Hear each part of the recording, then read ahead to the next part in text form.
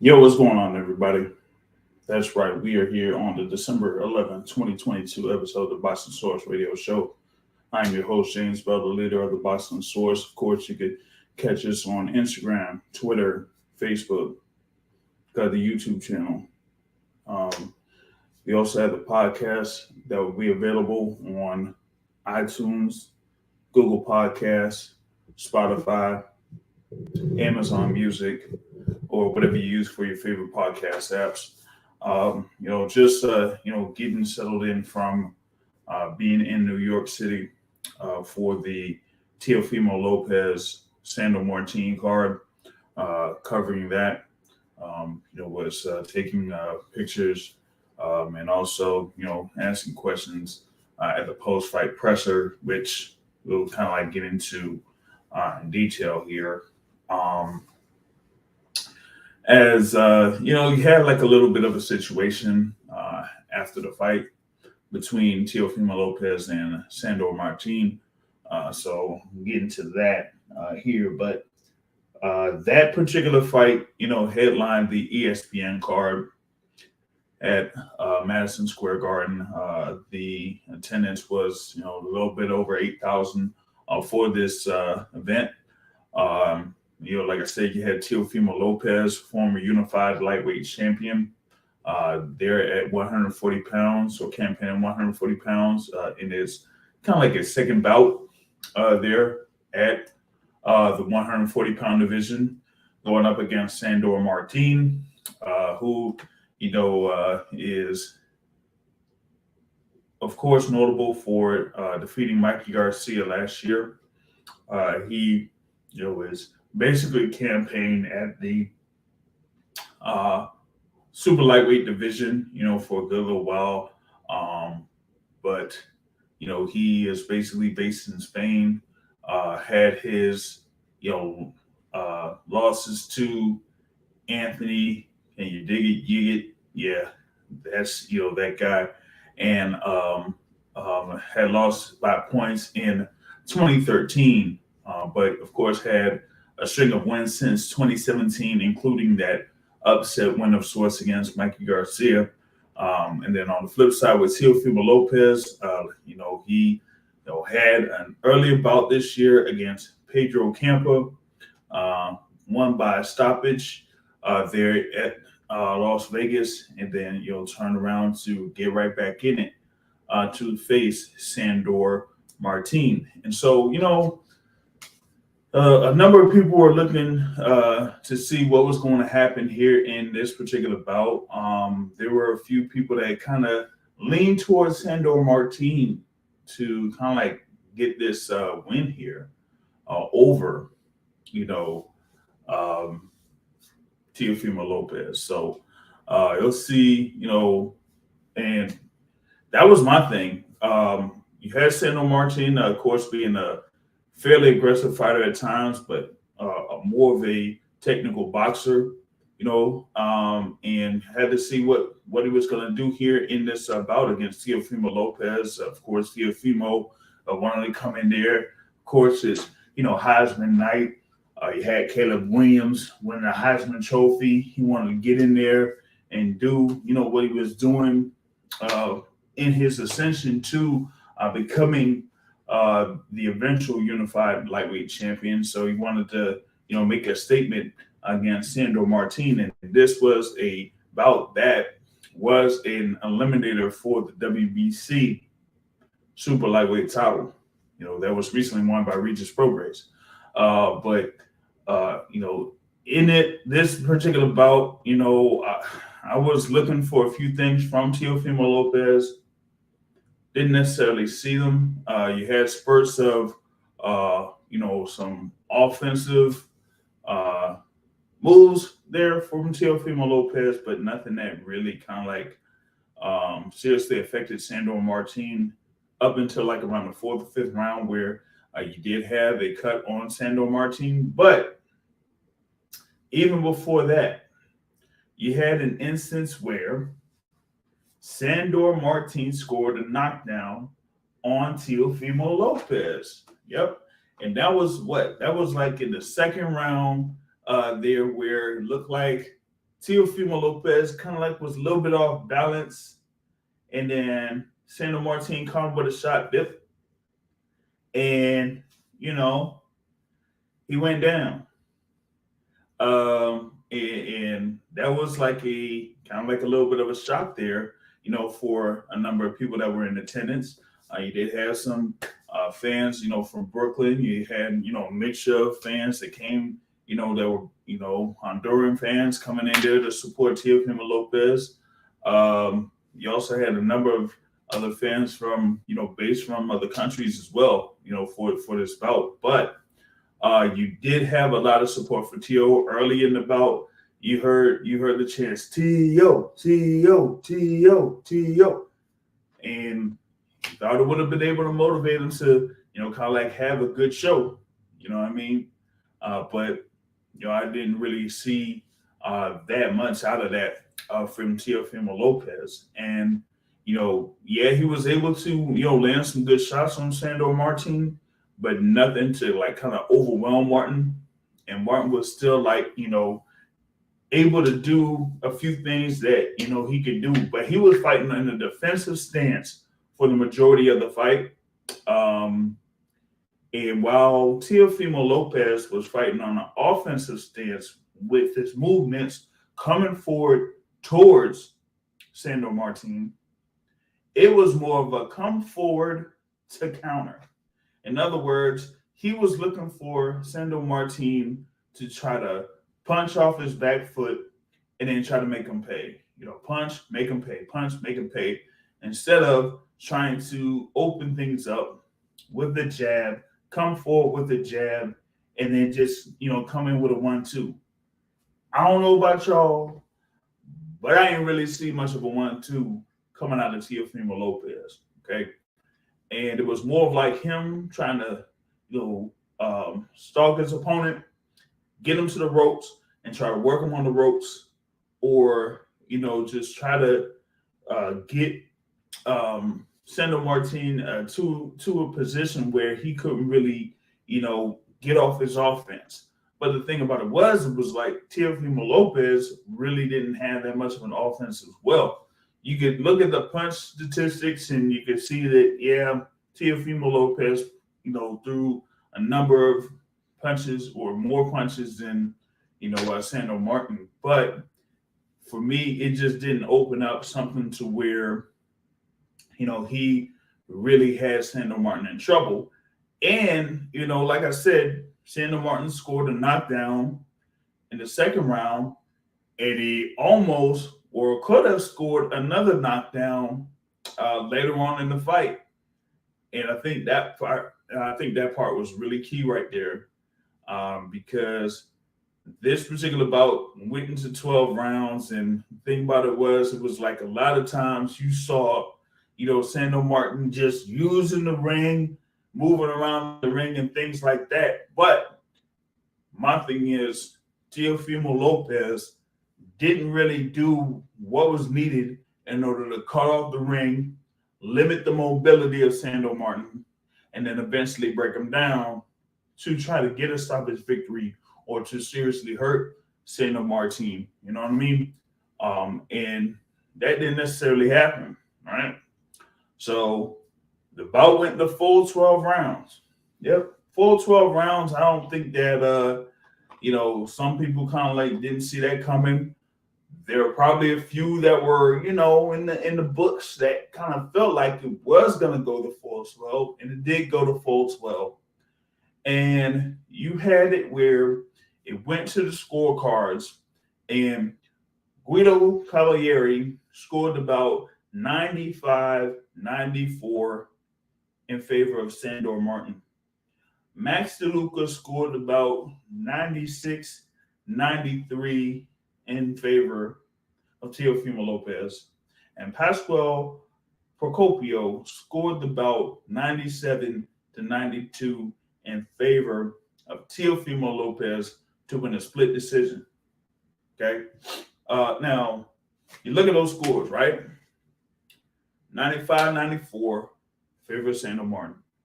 96-93 in favor of Teofimo Lopez. and 97-92 in favor of Teofimo Lopez. You scored that knockdown that was there on round 2. Guess what? Took that knockdown off. The scores would have been 95-95, 5 rounds to 5. It would have been 97-93 in favor of Teofimo Lopez and 98-92 in favor of Teofimo Lopez. And the thing about it is, it was like, a number of people just didn't feel like Teofimo Lopez did a lot in this particular bout. But on the flip side, you probably had it to the point where Sandor Martin, even though he was scoring shots at times, even though he did score that knockdown in the second round, the lack of activity coming from him wasn't enough for him to win rounds over the course of that bout. And I think I said earlier it went 12 rounds. No, it went 10 rounds. You had like a minor belt in there, but it went 10 rounds instead of 12 rounds. I felt that was really interesting to have this particular bout be a 10-round bout instead of a 12-round bout, So that kind of like was something that also is, a head scratch to me, all right? But like I said, Teofimo Lopez was able to get the split decision victory. He is now 18-1 with that lone loss to George Kambosos Jr. And like I said, it's pretty much a WBC eliminator. He does have a version of a WBO title. His WBO international title at 140 pounds. And we got to see what happens next here for Teofimo Lopez. There are a number of people that weren't really impressed as to what he did in this bout. And that if he's put in position to fight for a world title next year, I mean, who knows? You do have, like I said, the newly crowned WBC super lightweight champion, Regis Prograis. I think watched that and was like, ooh, yeah, hey, I would love to fight Teofimo Lopez. You also have, WBO champion Josh Taylor scheduled to face Jack Catterall. If he defeats Jack Catterall in a rematch and then potentially faces Teofimo Lopez, he could be looking at that like, if Teofimo Lopez faces me, man, I might be having fun with him.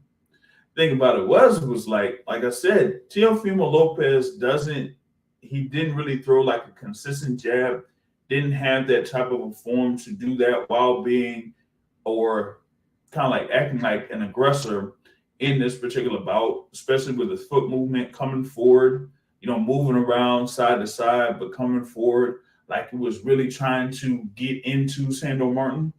But he wasn't really doing anything until he got really close to Sandor Martin or waited until Sandor Martin threw a punch so he would throw right back at him.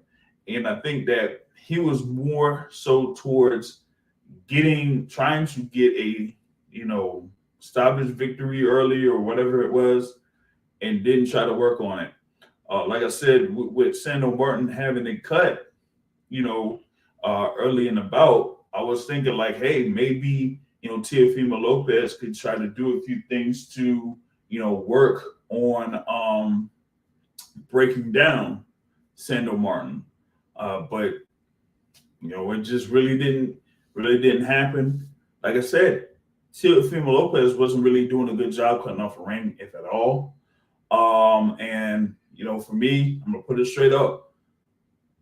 Trainer got to be able to point that out. You got to be able to point that out. You got to be able to say, hey, get it to the point where you're able to, not, have Sandor Martin be able to move out of the way. You know what I mean? And get out to the, get outside from outside the ropes. But Sandor Martin was able to do that. Sandor Martin was able to, score a couple of times here and there, with some punches. And I'm like, man, you got to be able to do a better job of cutting off the ring and get your opponents if they're going to spend a majority of the fight fighting off of their back foot or getting to the ropes or things like that, And you didn't really see that adjustment coming from Teofimo Lopez. You know what I mean? And thing about it is like,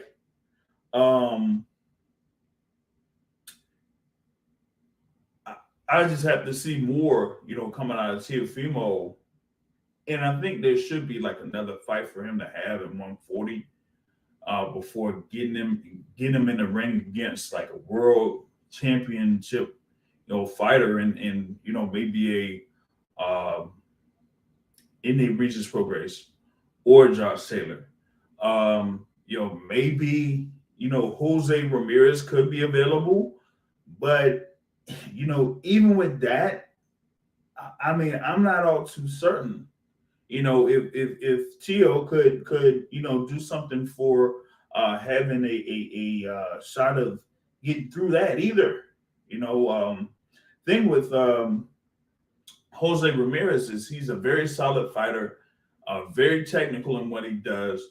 Will make sure that he takes advantage of every mistake that you do if he sees that from you. And, someone like a Teofimo Lopez who, does have a lot of talent. You could see the talent in him.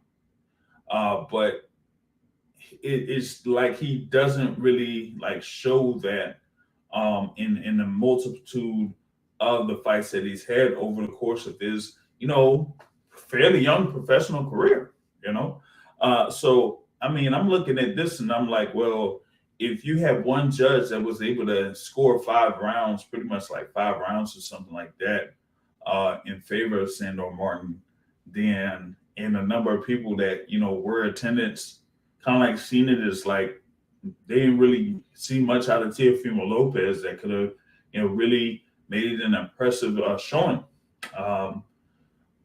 2023 for Lopez, man, I don't know. I really don't know.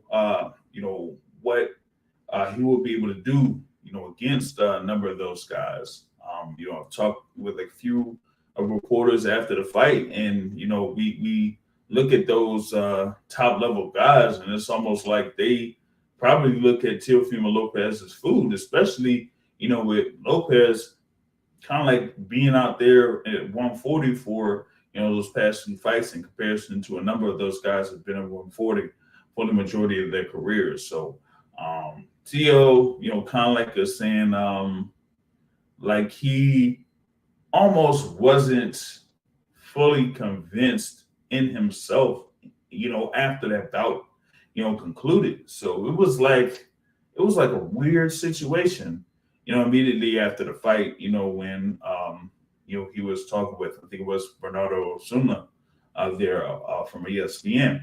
And the other thing too was, hey, I mean, if y'all were watching on Top Rank Boxing or ESPN Plus or Top Rank Boxing on YouTube, you seen the post-fight presser, you had the undercard fighters that won their fights that were available for the post-fight presser, but Teofimo Lopez was not available for the post-fight presser, and I thought that was a little bit interesting as well to kind of see that. So I mean, hey, I'm really stumped as far as what could be next out there for Teofimo Lopez in 2023. If it's going to be a fight against Jose Ramirez, who has been out of the ring for a good little while, or if it's a spot to see if he can get in there with Regis Progress, or if it's going to be a little while and then Teofimo Lopez faces Josh Taylor or Jack Catterall, depending on who wins that rematch. But as of right now, it seems like that Taylor Catterall bout may not be on February 4th as scheduled. So That's another thing to follow as well. That rematch for the WBO super lightweight title was scheduled for February 4th, but as of right now, looks like it's not going to be February 4th. So you do have that, right? So, I mean, my thing about this whole situation here with Teofimo Lopez is that I mean that he's gonna have to do something from a skill standpoint or whatever it is to kind of like really I would say improve on what he's doing in the ring. And for me, in order for that to happen, I'm gonna say it straight up. Senior Teofimo Senior, he gonna have to step off to the side. He is going to have to step off to the side. Like, he cannot be the main trainer for Teofimo Lopez. Of course, we saw the whole little thing going on when Teofimo Lopez was fighting George Kambosos Jr., and it looked like, Teofimo Lopez Sr. was, as they say, all up in the videos, looking like he was trying to, be the guy that kind of like was trying to get Teofimo Lopez back in that fight against George Kambosos. But, it's not really, that's not really his forte. And this particular bout, I didn't really see much from him as far as like looking at what was happening in the ring and seeing what Teofimo Lopez could do in order to, like I said, cut off the ring with Sandor Martin. Like, he wouldn't even show him how to do that. He didn't, like, for me, it didn't look like he emphasized the importance of jabbing while coming forward, because for the majority of that fight, you saw Teofimo Lopez coming forward, but not really throwing any punches coming forward. It was just of him coming forward and just waiting on what Sandor Martin was doing. And I'm like, you can't really go in there like that against anybody. Even with Sandor Martin, because all you can do, man, all he has to do is just sit there and just pop, pop, pop, pop, or just say, hey, oh, this is what you're doing? Okay, I'm going to see that coming, and then bam, I'm going to make you pay. And against a guy that, is more, I would say, experienced in high-level bouts, they would make Teofimo Lopez pay big time for a number of the mistakes that Teofimo Lopez did, over the course of at least this particular fight. So you're going to see what happens there with that. Also, I just feel like there might be something, going on between, Teofimo Lopez's camp and Top Rank, but that's a whole nother story. That's a whole nother story. Shout out to those that are listening in right now through YouTube. This is YouTube Live. Of course, it'll be available, through Google Podcasts, Spotify, iHeartRadio, Amazon Music, among other things. Right. But that's, what I got for that main event. Co-feature bout, you had heavyweight division, the real big baby Jared Anderson against Jerry Forrest. It was just something, for Jared Anderson to see, having a solid fighter there in Jerry Forrest, who, has faced a number of guys that are either world title contenders or pretty much like in the world title contention. Forrest has, lost to the likes of Jermaine Franklin, real close fight. Had a draw against Lei Zhang last year.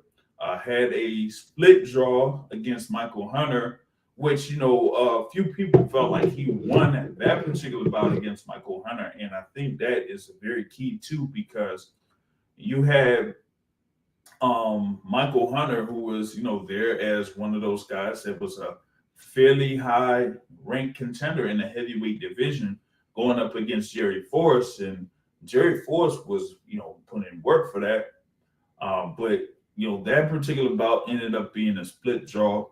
And then after that, you had the fight in May of this year in Inglewood, California against Kubrat Pulev. Of course, Pulev was a world title contender himself, IBF heavyweight title contender, and this was like the bout where Pulev was coming off of his stoppage loss to Anthony Joshua there. And Jerry Forrest lost by unanimous decision in that bout. So he was going into this bout here against Jared Anderson, who was coming in there 12-0, 12 KOs, had a number of KO or TKO victories in the second round.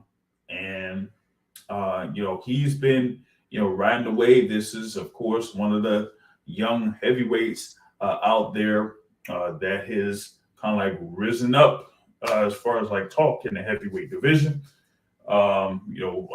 Recently he has been entered in some of the rankings for the sanctioning bodies. I noticed that he was entered in the rankings for the WBC and their last ratings that they put out here recently. So a number of people have watched him and seen him coming up. They know, a few things that he's done outside the ring, put in work against a lot of notable heavyweights. And people say like he's the next guy coming from the U.S. that could be in there in the mix to fight for and potentially win a world title.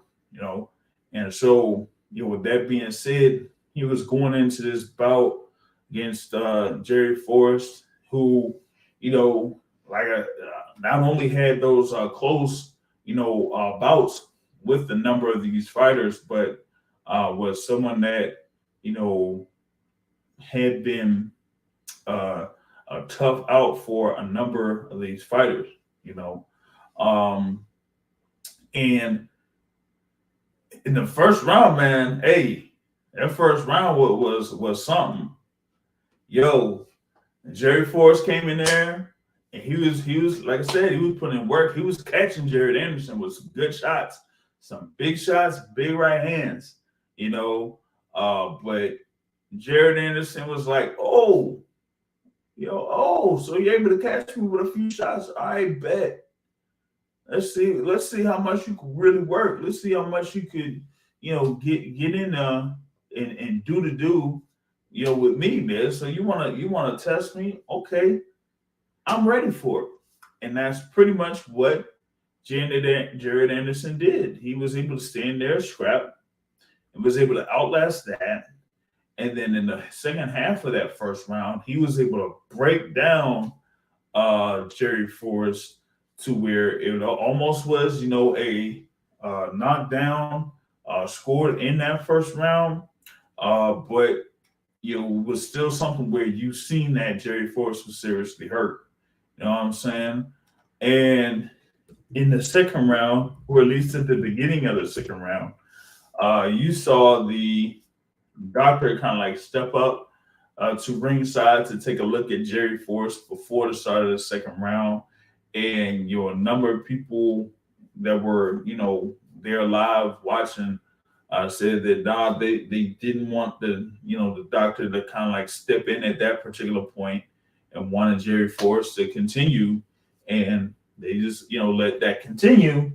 But with the continuing, you still had it to the point of where Jared Anderson was still working on Jerry Forrest for that second round. Halfway through the second round, you had the referee there, David Fields, step in and stop the bout. So it was a second round TKO victory for Jared Anderson.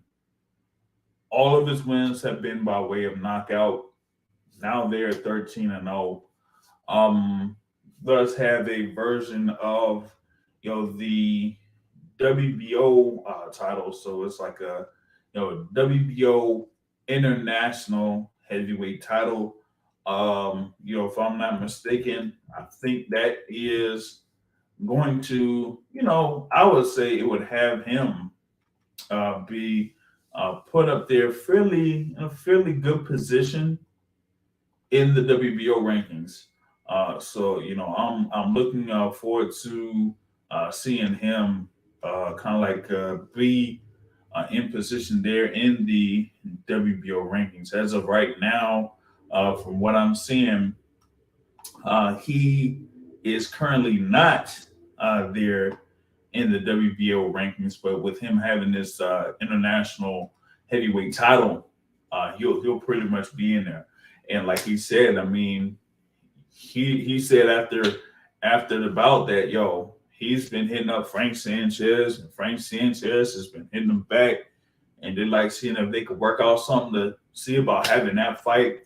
I've had a number of suggestions of other potential opponents that he could face.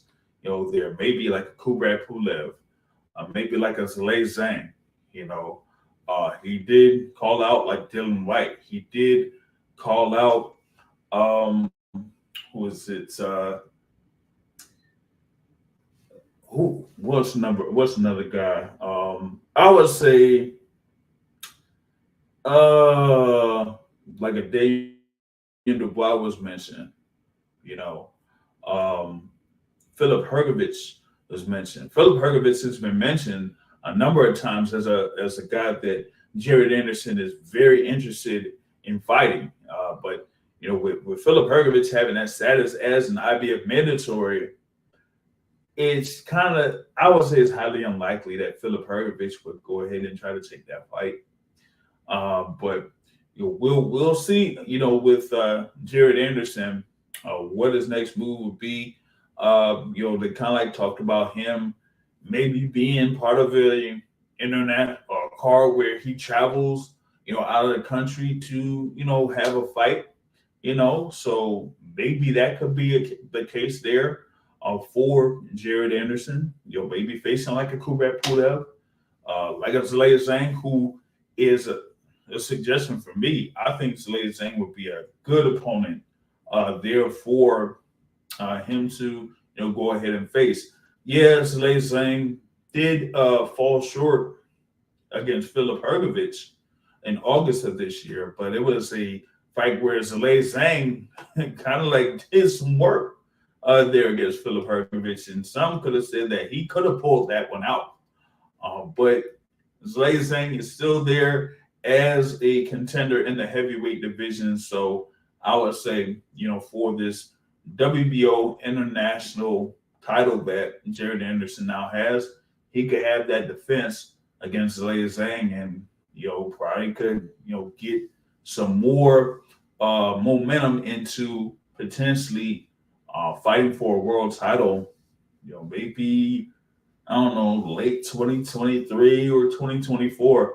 But given his trainer there, Derry Riley, I think they're going to kind of like move him, gradually up the ranks at the heavyweight division, and then say, okay, now is the time he could go ahead and kind of like fight for a world title. And I think that would be in 2024. So once again, Jared, the real big baby Anderson, getting that second round TKO win over Jerry Forrest.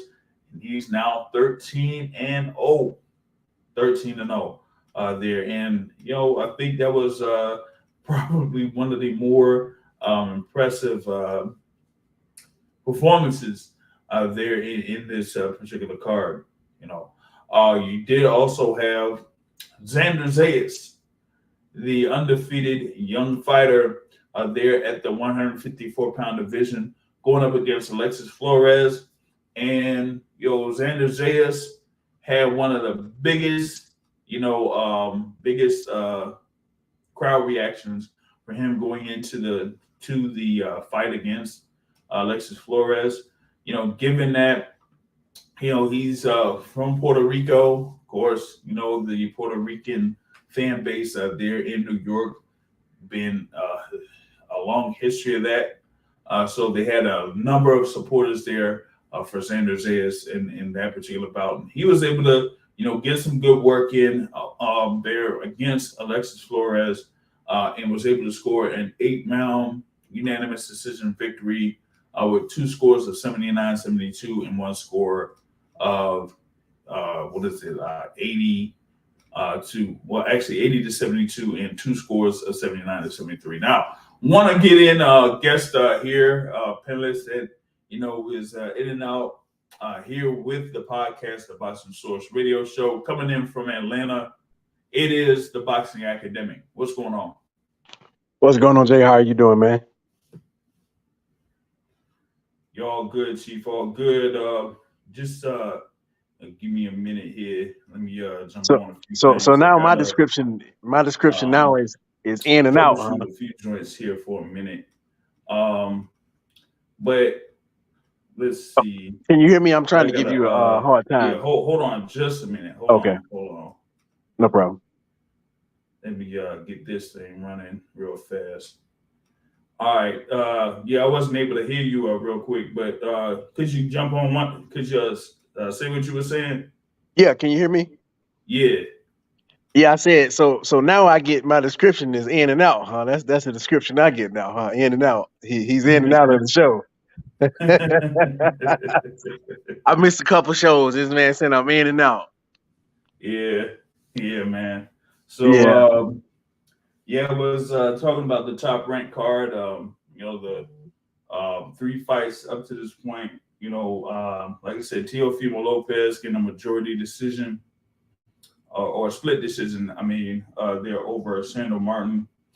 Jared Anderson, 2nd round TKO victory over Jerry Forrest, and unanimous decision win by Xander Zayas over Alexis Flores. That's why I kind of like ran through here, with the exception of the one bout with Keyshawn Davis against Juan Carlos Burgos, where, he was able to get 8 rounds in while pretty much like styling on Juan Carlos Burgos over the course of those 8 rounds. So what was your take on what happened there at Madison Square Garden? So the Zayas fight, I was sort of in and out watching the fight. Like I watched it, but I wasn't really paying attention. I was watching that and like I was doing something else, so it wasn't. It didn't engage me that much because I was doing something else too. So the fight I did see was the Jared Anderson fight. Obviously, that was a shorter fight, but obviously, I have a few observations. I think that him getting touched, and I would even say, in a sense, lightly tested. Like we can't crown him until he has faced adversity. Did he face adversity? Yes. The thing though that he gonna have to work on, he got hit quite a few times. And Jerry Forrest, like right now, he young, spry, still got that winning mentality, don't want to lose. Right. And so he took some nice shots and, he still had the will to like fight through them. That's a testament to his will. You got to give him credit for that. But if he start fighting the upper echelon and he get hit clean like that, that's not a good thing. Maybe you could say that he was sort of another word for reckless. You could say that he just was like pressing the issue and didn't care. But he fight like that all the time, like where he pressing forward. But this is the first person where I seen. I got to give a lot of respect to what's his name? Jerry Forrest. Forrest. I got to give a lot of respect to Forrest because I heard a quote. When you stare at the abyss stares back at you. What you gonna do? You gonna fight or run? Jerry Forrest knew he had one way to win this fight, and it was to throw his hands and give himself a shot to win the fight.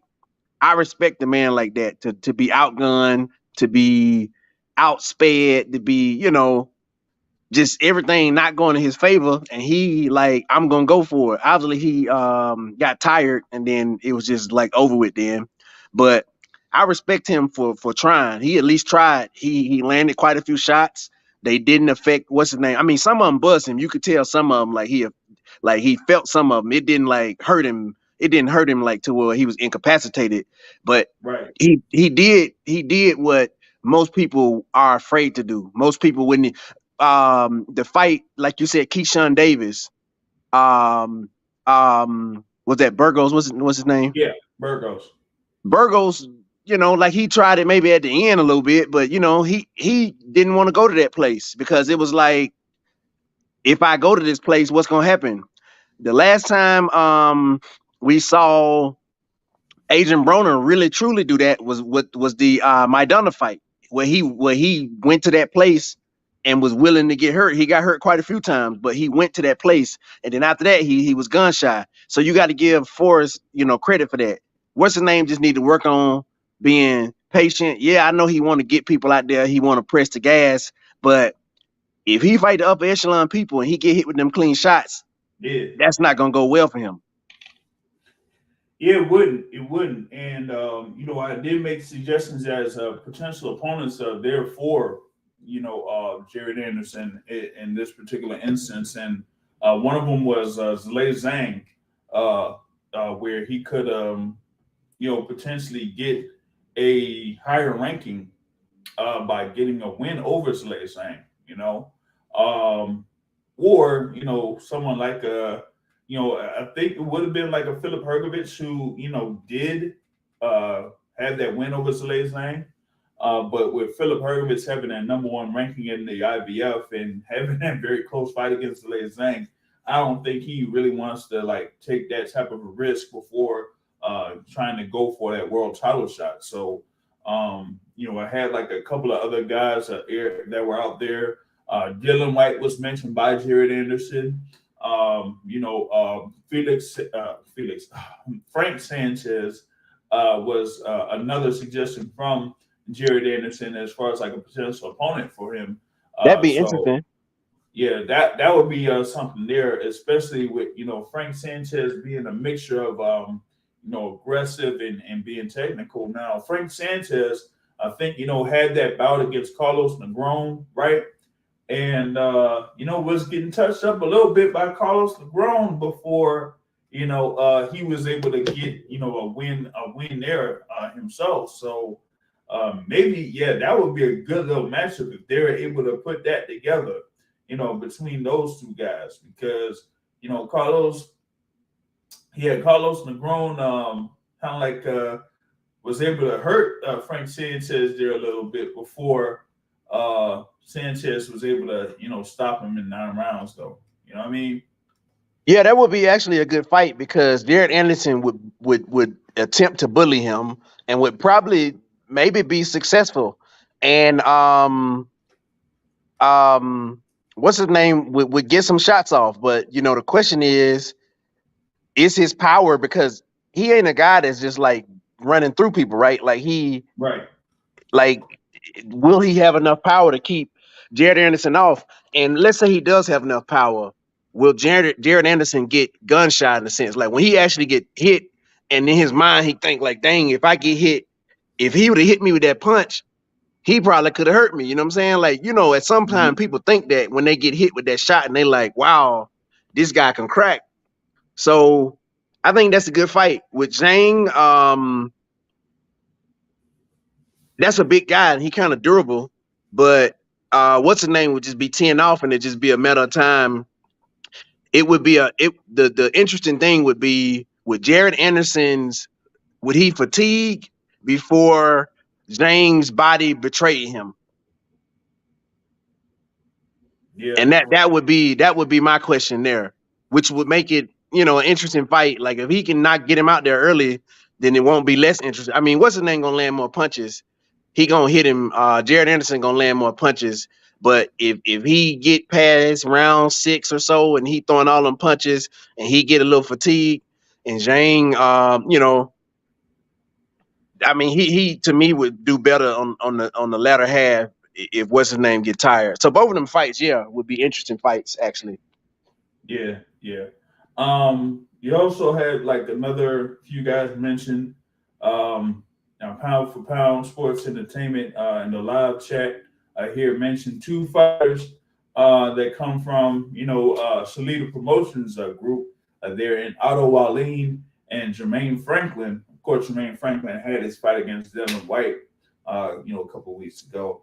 And also Michael Hunter, who I mentioned had, one bout, but he actually had two bouts against Jerry Forrest. One, he was able to defeat Jerry Forrest some years back, but in the rematch, it was the one where, Jerry Forrest looked like he could have won that particular bout. It just ended up being a draw. But I think a number of people felt like Jerry Forrest won that particular bout.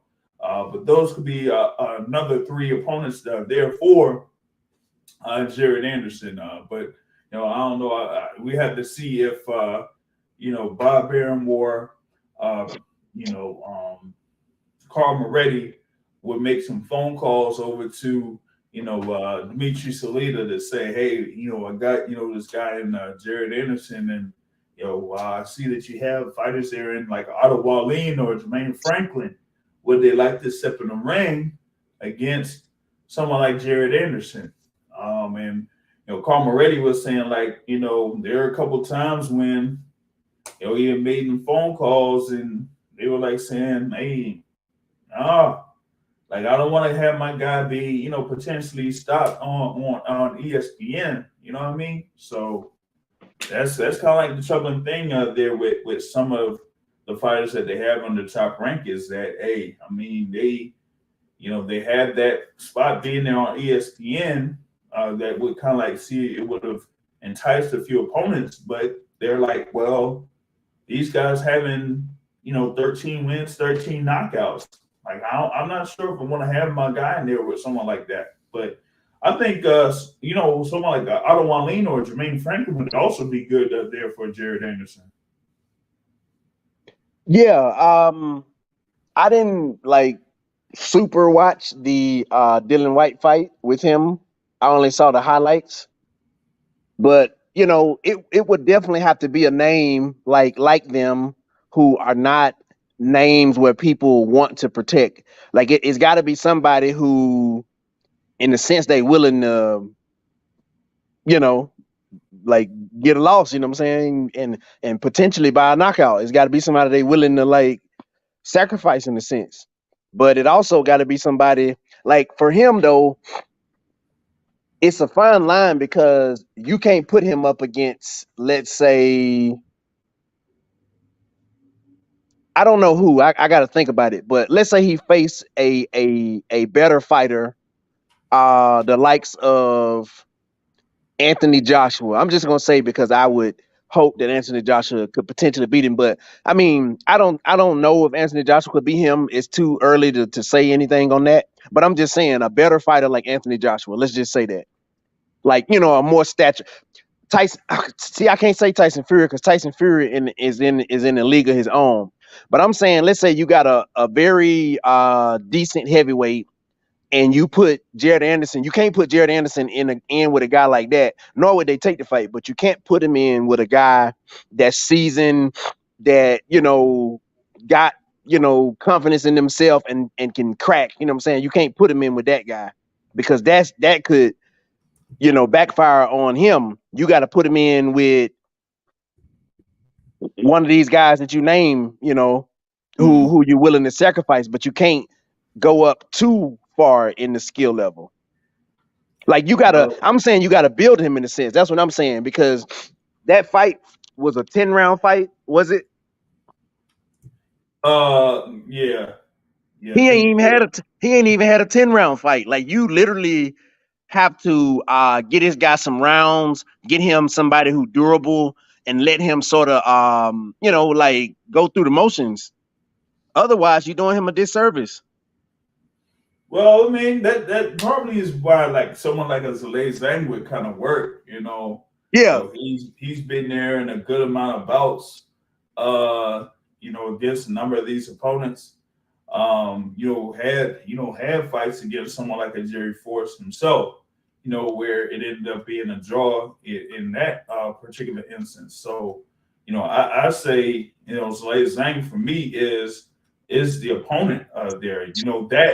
Now he's been there in a 12-round bout. You know, his last fight against Philip Hergovich was a 12-round bout. So, why not, have that kind of like be there or available for Jared Anderson? You know what I mean? So I'd But do we say what? but do we trust Jared Anderson's win at this point? Like, I know he can beat Zhang. I know that. But what if it's that off chance where Zhang is durable and he gets to round 8, even if they had a 10-round fight? Do we know that Jared Anderson won't be huffing and puffing, almost falling down in round 8? Do we know that truly? Well, I don't know, but I mean, I kind of like would try to put that to the test there. Shout out to Pound for Pound with another suggestion, Joey DeWisco. Now, Joey would be a tough guy there for Jared Anderson. But I mean, to be straight up, that particular fight should have happened already.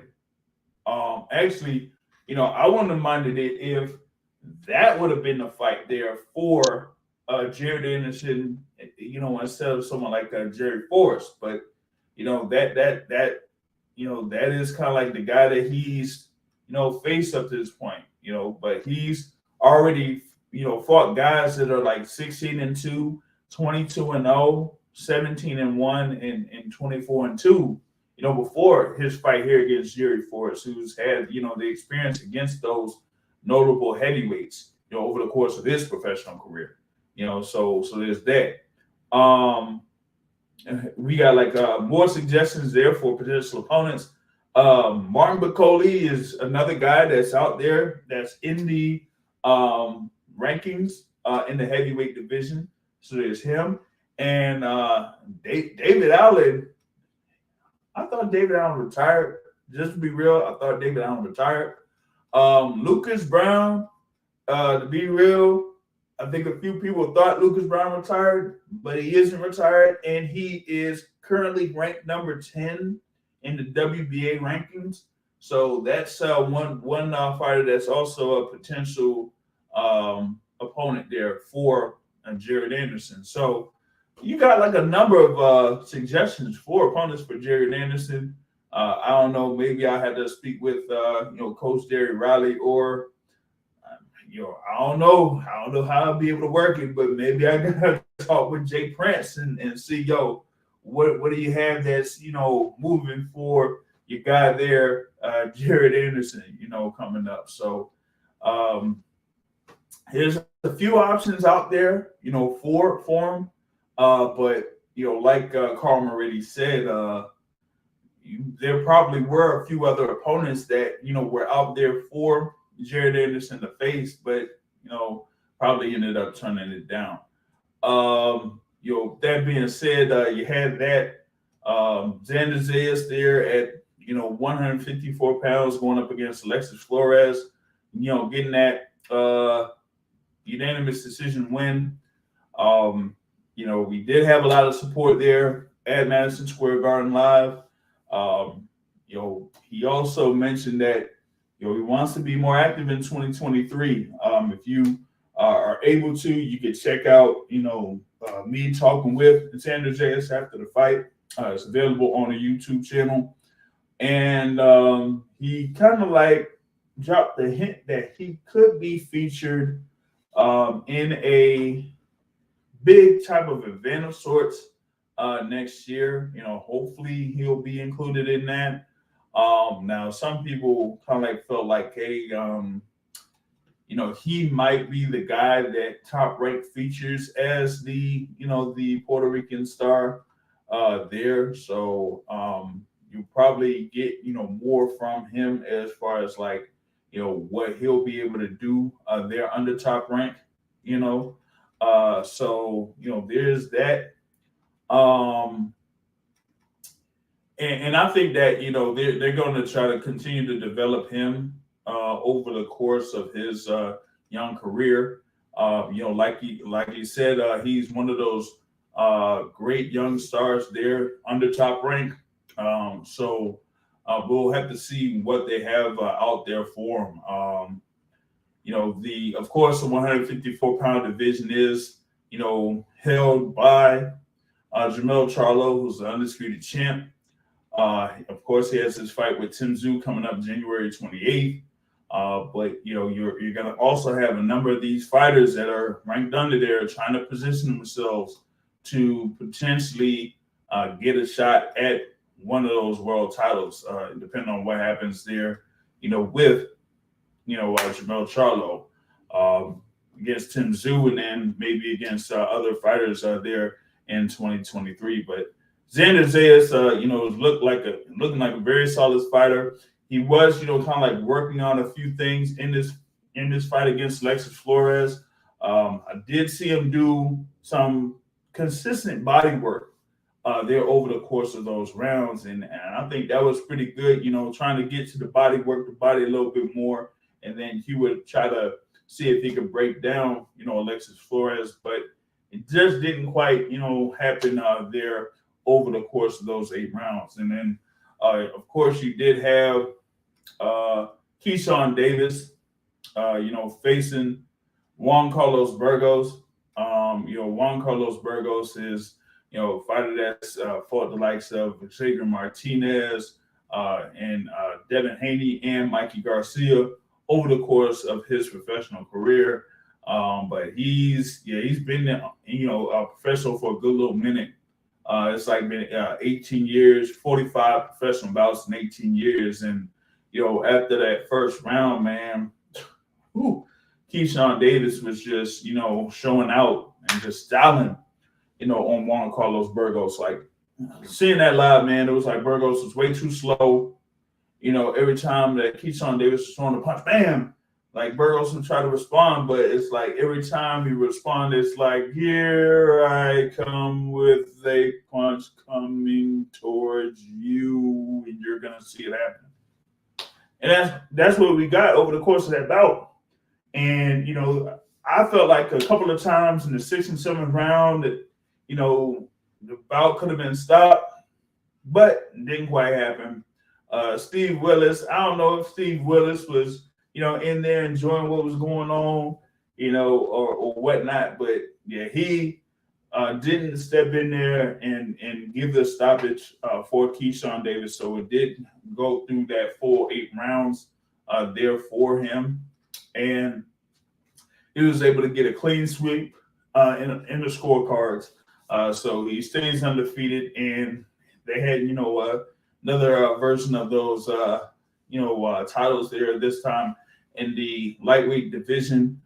So he's going to be pretty much stamped in there in the WBO rankings in the lightweight division. So we'll be looking for his name there within that top 15 in the WBO pretty soon.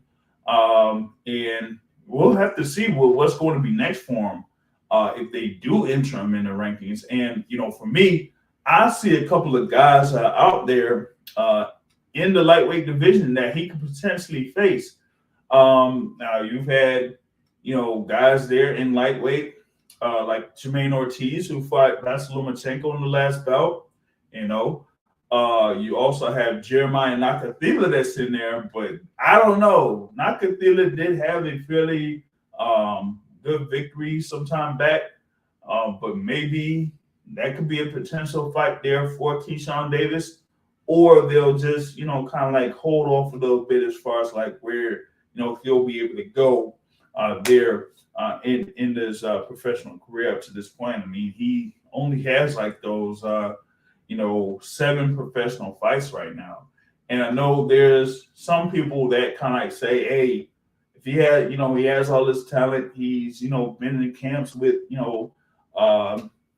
Terence Crawford, with his brothers, that he should be, there, ready to take on those type of challenges this early in his professional career.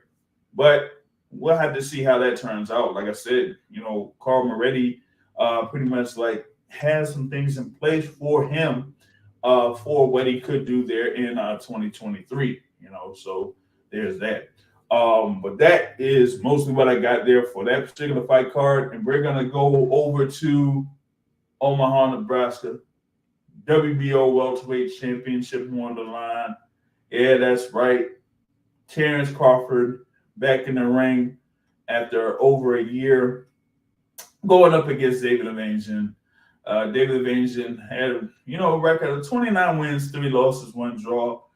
Came in there as the 6th rated fighter in the WBO rankings at welterweight, going up against Terence Crawford with, his help me with how many? Let's see, 1, 2, 3, 4, 5.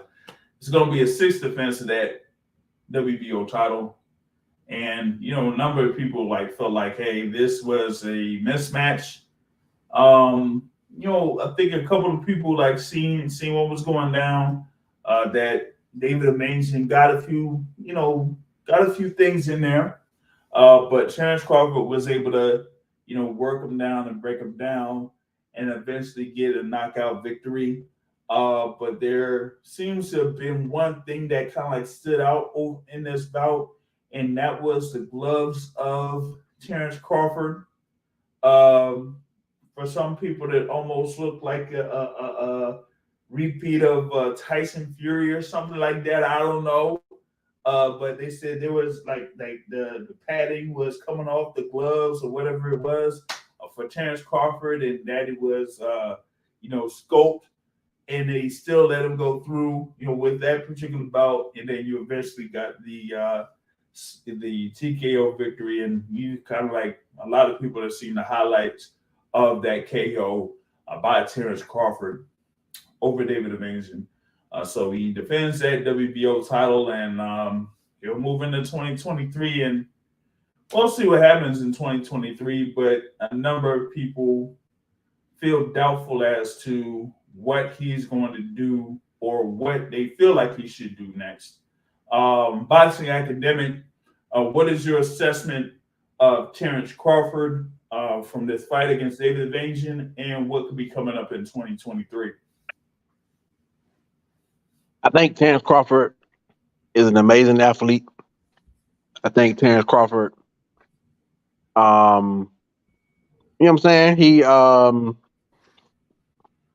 He's a black fighter, and I support and respect everything that he's accomplished.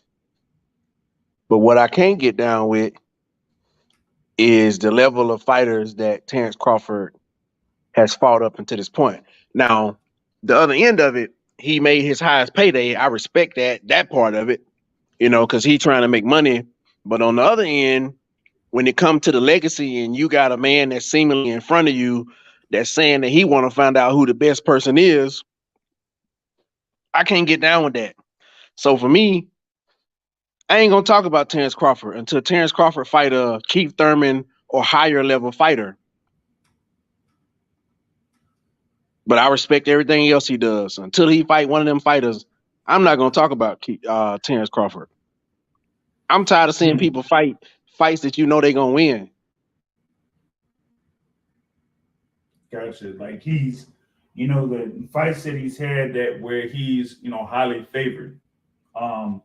And, for some, it feels like it's been that way for a good little while for Terence Crawford. He's, had his welterweight run, since becoming the undisputed super lightweight champion. And, he goes from, fighting Jeff Horn to Jose Benavidez Jr., to Amir Khan, to Giddis Kavaliauskas, to Kell Brook, to Sean Porter, and now David Avanesyan. And for a majority of those fights, people have felt like he was a significant favorite against those guys. And of course, coming up from super lightweight, he became the undisputed super lightweight champion against Julius Ndongo. And, while he was able to become undisputed champion, I think what ended up happening with that particular instance, and just being straight up, is that, a lot of people felt like he was around that level of pound for pound stature. But then he defeated Julius Ndongo, and, circumstances outside of that particular fight, kind of made it to where he was placed number one in the pound for pound rankings. And for those to kind of like see that, they say, hey, okay, he was undisputed champion at super lightweight. Had a run as the lightweight champion, WBO lightweight champion for three times basically, and then was able to have that run at super lightweight before going up to welterweight and defending the WBO title. But there's going to be a point where you're going to have those defining fights, and many people feel like he hasn't had those defining fights in his professional career. For me, I thought his fight against Sean Porter was the one fight that said, okay, hey, this is one of those fights that we've been waiting to have Terence Crawford have over the course of his professional career. And he was able to have that. He was able to have that win. But after that, like we've said over the course of it's almost been over a year now, that there shouldn't be any other fight for Terence Crawford in the welterweight division outside of Errol Spence Jr. And going with what was going on, from April, May, June, July, August, September, October, whatever it was, we weren't able to get this particular fight between Terence Crawford and Errol Spence. So pretty much like almost anybody else for Terence Crawford really wouldn't do well at all, So thing about it is like him facing David Avanesyan was kind of like a thing that was underwhelming of sorts. So it was a slap in the fan's face.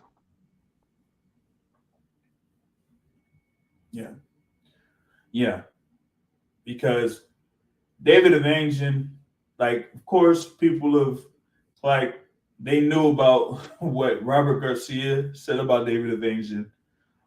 Leading up to this bout, they seen about what Crawford's trainer, Brian Bro McIntyre, said about David Avanesyan. And when you have something like that happen, you have an expectation for someone who is supposedly regarded as one of the top pound fighters in the sport. He has to be able to prove that against other fighters that are at or around that particular level. And when you know that they are available for him to fight and he doesn't go in there and fight them, then that makes him, really be viewed in a different light by many, And so him having this particular bout, okay, he's able to have a hometown bout, able to have, a hometown win there. I think that was pretty much like his first bout there in Omaha since 2018 against Jose Benavidez Jr. So he was able to, just do that, get that out of the way and get the win. But now it's like, okay, now we got to see what he's going to do. Now, of course, I've spoken with Steven Espinoza, president there, Showtime Sports, and that he wants to revisit talks with Terence Crawford in reference to making a fight with Errol Spence Jr., so we'll see how that goes. Now, have like one other thing here that has been suggested in the live chat. This is interesting. Have Talk Trends here in the building. Says Terence Crawford versus Regis Prograis if there is no fight between Spence and Crawford. Regis Prograis. I don't know. Given that Regis Prograis, one, like I said, he recently won the WBC super lightweight title. And two, Regis Prograis is really committed in fighting at 140 pounds. I think that, regardless of, what is happening with Crawford and what he's going to do next, and if he has like something going on with Bill K. Prime. He says that was like a one-off deal. That maybe he has something where he could get into talks with the parties that would make Spence Crawford happen. We'll see what goes on with that. But Regis Prograis, I just feel like Regis Prograis is going to be committed there at 140 pounds. So a fight between him and Terence Crawford wouldn't really go down. But back to the thing there with Terence Crawford. Like I said, the situation. We all know what kind of like went down, this year in reference to negotiations for Spence and Crawford. Okay, so that's out of the way. Now we revisit it. Okay, and of course there have been a number of reports here and there, from some reporters, some fans, and whatever in reference to what Terence Crawford made for this particular bout. Terence Crawford did make the claim that he received half of his money or half of the funds, some time ago, and then the rest, pretty much rounded close to him, getting this particular bout. But also, you've had a report or someone make the remark that Terence Crawford is going to be making $70 million for the fight that he had against David Avanesyan. Either way, entering talks once again for Spence Crawford. Now they're going to say, hey, you got paid what for fighting David Avanesyan? Okay. You fought at the CHI Health Center in Omaha, Nebraska? Okay. How much money did that generate? What were the ticket sales for that? What was the pay-per-view numbers for that? They're going to go through that once again. And they're going to see, hey, did he make some good money for that? Or if he didn't, it's almost like he's going back to square one. So my thing is like, if one, like I said, if he was able to get $7 million to fight David Avanesyan, think about what he's looking at as far as like potentially facing Errol Spence Jr. And even with what he may think, Errol Spence Jr. is going to make more money. He's going to have that particular end of the deal. So I'm not sure how that's going to turn out. We'll see what happens with that, come January or whatever it is. But with that being said, you have that on one side. The other side is this. Come in a few months, his mandatory is going to be due for the WBO. And if they're going to have what they have over the course of this week with Iman Stanionis and Virgil Ortiz Jr., if they actually have a purse bid and that fight actually is signed, then there's going to be one fighter out there that will be available in the WBO rankings, and that is Jerome Boots Ennis. And Jerome Boots Ennis will be looking to fight for a world title in 2023, regardless of who it is, regardless of if it's going to be Terence Crawford or if it's going to be Errol Spence.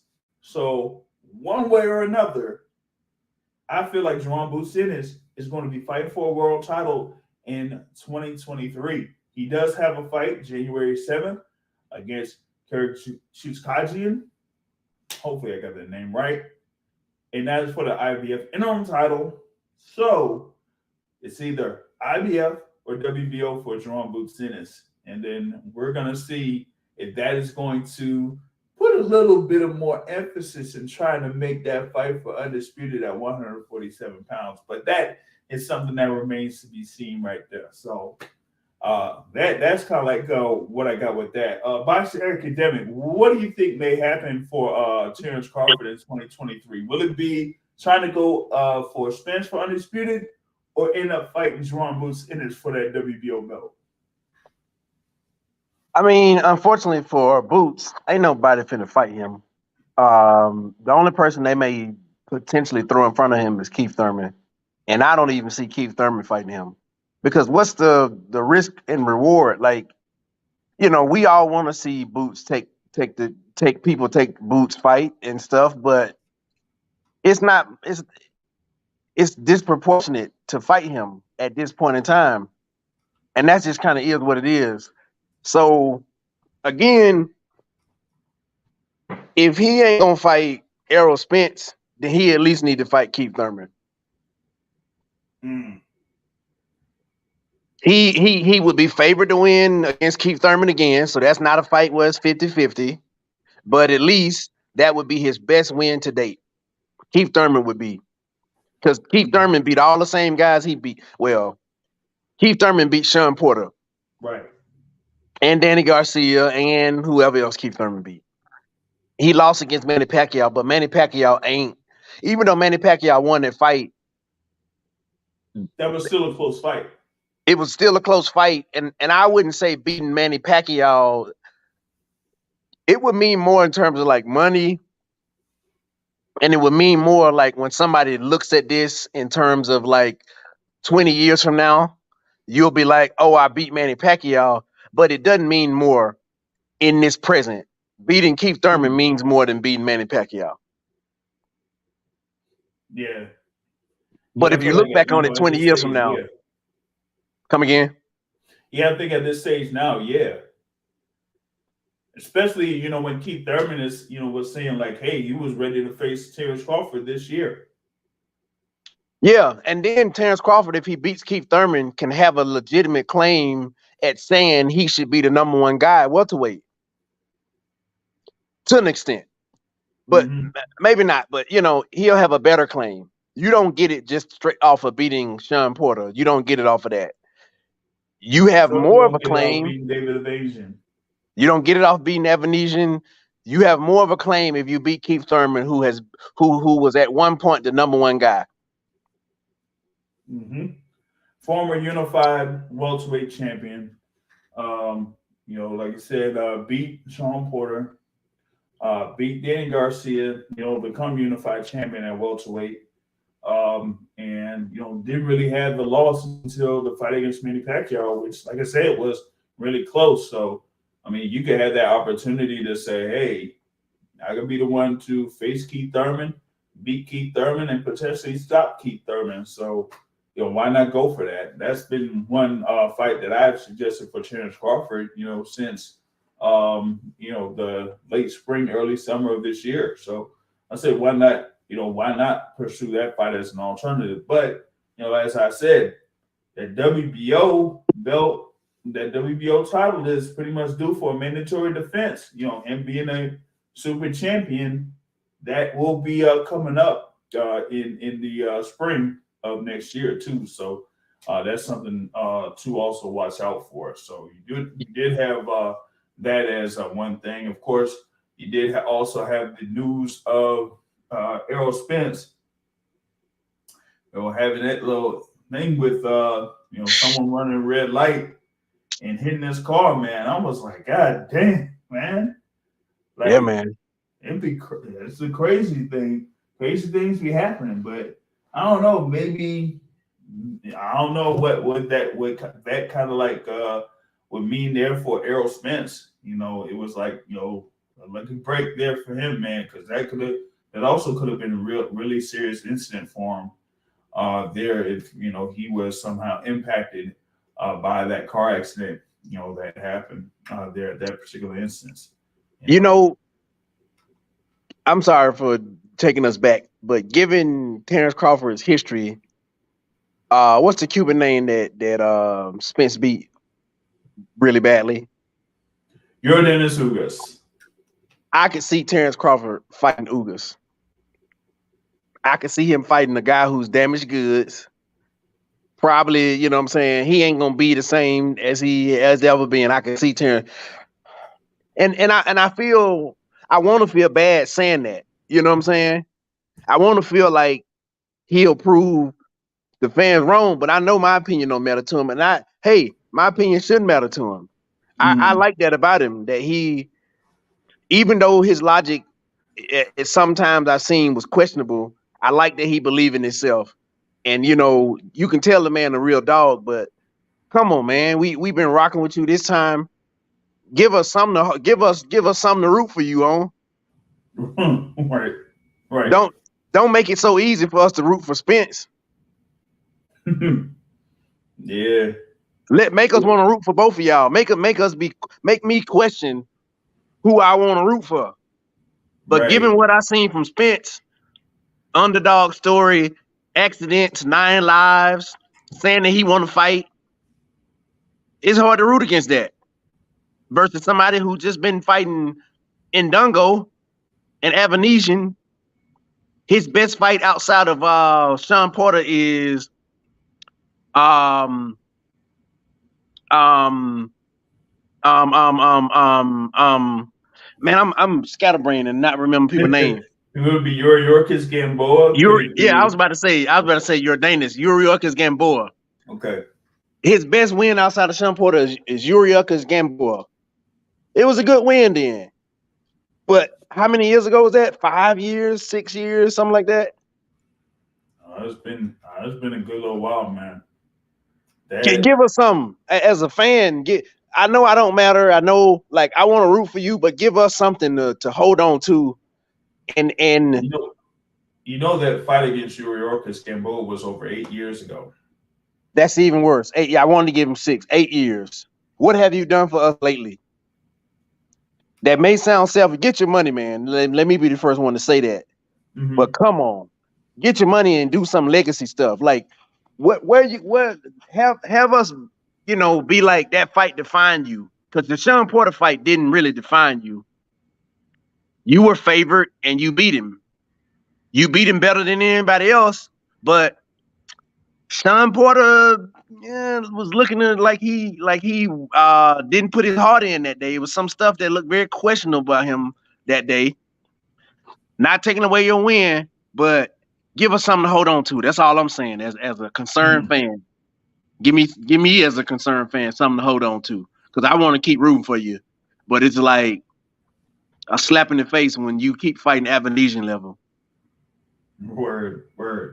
So in this next fight for Terence Crawford, he can't be fighting no guys like that.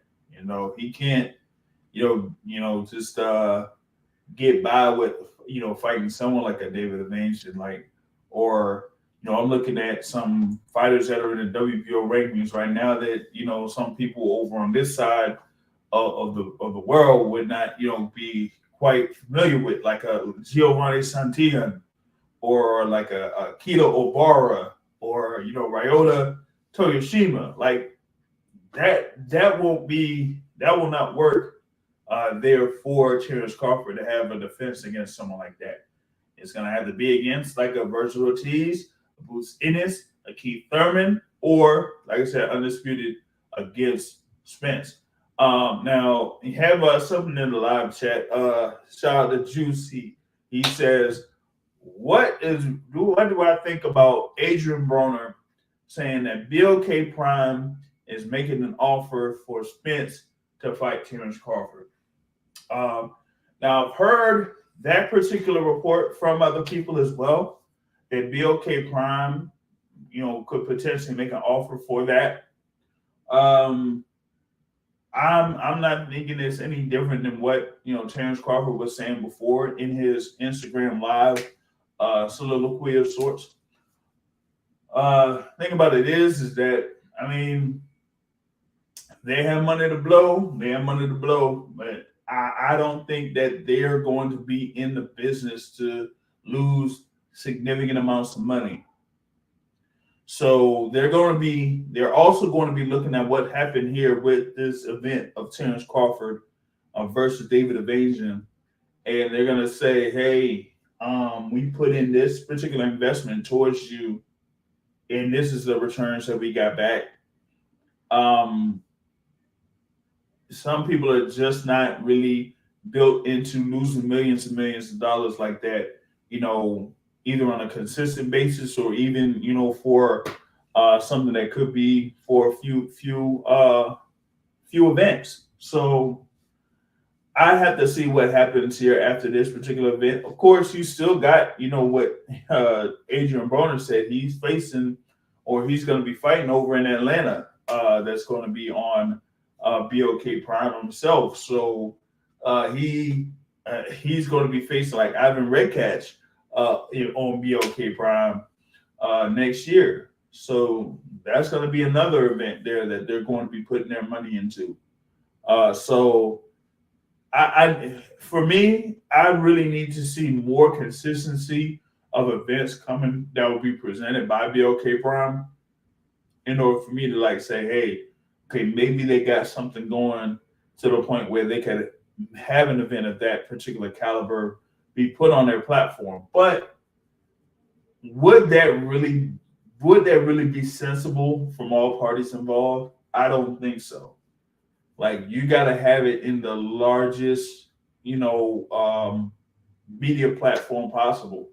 And I think that would either be something like Showtime or with Fox, if Fox wanted to jump back into that fray. But BLK Prime potentially having offers there for Errol Spence Jr. to fight Terence Crawford on that platform. I mean, if it happens, it happens. But I don't think it's gonna really get that far, so to speak. So that's my take on that one right there. So to your point about talking about the financials and them not being in the business of losing money, Manny Pacquiao just fought. Mm-hmm. The fight that Terence Crawford again will be favored in. All these fights he gonna be favored in. No 50-50, no questionable. Wonder if he gonna win fight. But honestly, if it's available and possible, that would probably make the most sense for him. Because then people will give him a pass in a sense if he fights Manny Pacquiao. Because can you really blame somebody for fighting Manny Pacquiao? People will give him a pass. Mm-hmm. He'll get a hall pass for that one. Yeah, he would. Manny had his exhibition fight against DKU. That was on Fight TV. And yeah, they were making the suggestions that he could potentially face one of those guys there. And that maybe potentially Terence Crawford could fight Manny Pacquiao, but I think that if it is open for Errol Spence to fight Manny Pacquiao at this point, I think he's going to be the one to go ahead and get that. A fight with Manny Pacquiao against one of those two, I think it's more likely going to be against Errol Spence Jr. than it would be against Terence Crawford. So that's the thing I have for that. So you said Manny Pacquiao would choose Spence over Crawford. That's what you were saying? Yeah, I feel like that would be the case. And why is that now? Why you say that? Money. Woo! Okay. That spells it out very clearly. Yeah. So I think that will kind of like be the main thing there. That having that level of familiarity there with Showtime Sports, and having those fights that he's had under Showtime Sports, that I think that he'll have the potential to make much more money under fighting with or fighting Errol Spence Jr. there. And remember, that was supposed to be the fight that would have taken place last year. I think it was August 20th, 2021. That would have been Errol Spence versus Manny Pacquiao, but with Spence having an injury, that it ended up being Yordenis Ugas against Manny Pacquiao. And thing about it is that they did lose a good amount of money for that Spence Pacquiao fight not happening. So if Pacquiao was really serious about getting back in the ring for another professional fight, they want to have that fight against Errol Spence and make that fight take place, I'd say by any means necessary, if Pacquiao is there available for that. So that's why I feel like it would more likely be Errol Spence than Terence Crawford for Manny Pacquiao at this particular point in 2023. So that kind of like is mostly what I got. Next week, we do have upcoming fights that will be at the Cosmopolitan in Las Vegas, headlined by Michelle Rivera versus Frank Martin in the lightweight division. It's a very key fight in the lightweight division for both fighters. Both undefeated. Both wanted to get up there in the ranks in the lightweight division. We had a talk with Frank Martin, some time back. So he'll be ready to go there against Michelle Rivera. And I'm sure that Michelle Rivera will be preparing himself for what Frank Martin has in store. So you do have that. And there's a couple of other bouts that will be part of that card that will be shown live on Showtime December 17th. So we got it's going to be a fairly good card in that instance. So I would be likely tuned in for that particular fight card from start to finish. You look like it would be a good amount of bouts there. Like I said, on Showtime, you have Jose Uzcategui against Vladimir Shishkin. That's going to be on there. Also, Vincent Alchalabio will go up against Nikolai Potapov on that Showtime telecast. And I'm seeing, let's see, we'll have Jalil Major Hackett, who I've talked with over the course of the weekend. He'll be on there on December 17th against Nelson Morales. You'll also have guys like Kenneth Sims Jr. on there. Brandon Lee potentially could be on this card as well. Undefeated, 26-0 at super lightweight, so he could potentially be on this card as well. So as the days go on, we'll have more on that. But look, we got another person trying to get. I think he was trying to get on here. See if he has something. You got anything to add on to what's been talked about over the course of this podcast? You know what? I'm gonna have to apologize. With all due respect, I want to carry off what topic you left off. I don't want to bring some other topic. What topic have you been talking about? Sorry about that. The thing was, we kind of went over the Lopez card. Oh, okay. Terence Crawford. Yeah, man. To the Terence Crawford, I'm glad you brought up the Terence Crawford, man. Salute to you because nobody was really bringing up this Terence Crawford. The glove gate, the glove of Terence Crawford looked off, man. It looked like he had padding coming out of his glove, man. It looked weird, man. What's going on with Terence Crawford's glove? I get it.